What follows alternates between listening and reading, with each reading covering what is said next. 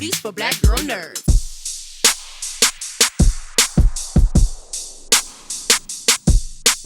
Hello, all of you. Thank you so much for your time today. I appreciate it greatly. Eliza, beginning with you, prior to this moment in time, where would you say that you personally fell upon the fabrication meter during the dating process? Were you all the way 100% honest, or did you add some things in that time?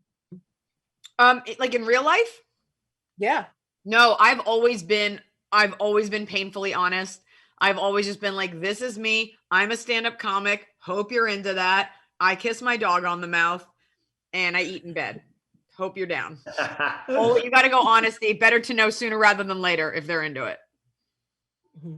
And for Margot is kind of like a truth sayer. And sometimes the best truth sayers don't have all of their own things in order in their lives. Is that a fair assessment of Margot? And why do you think she has this ability to kind of discern this so clearly, even though she encourages them to talk to begin with?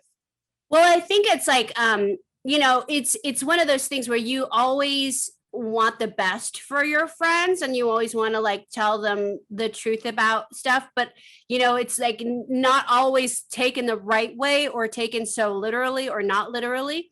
So it's just her trying to be a good friend, even though her life can be a little bit messy too, but it's mostly like just the intention of trying to be good.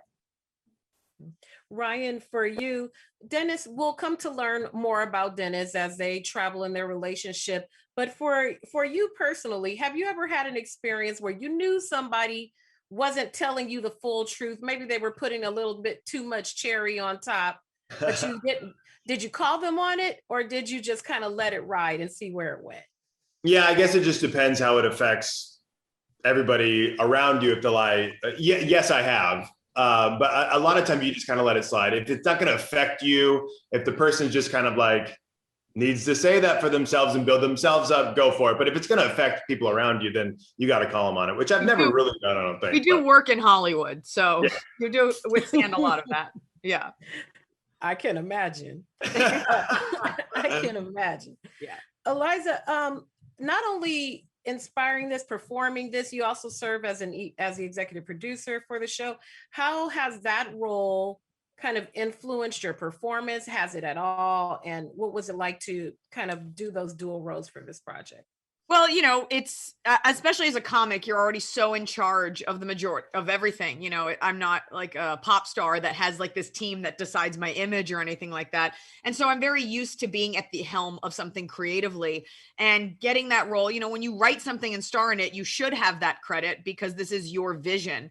If I didn't write in it, it might be a different story. And so it was a real exercise in allowing other people to do their jobs. And you always want to do that. You want people to want to show up so that they can be creative.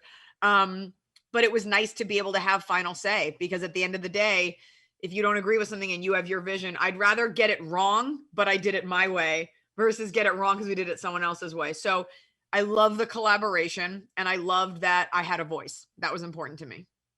It was wonderful. I was very intrigued to the end because although it's comedic in nature, there is a lot of intrigue. It's a very, very mysterious to see what ultimately happens to all of you. And I enjoyed it so much. Thank you so much for your time. Thank you. And I can't wait. I want people to see it so we can talk about it.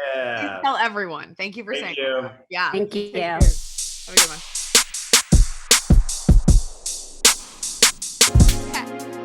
Better shake your booties for black girl nerds. Better shake your booties for black girl nerds.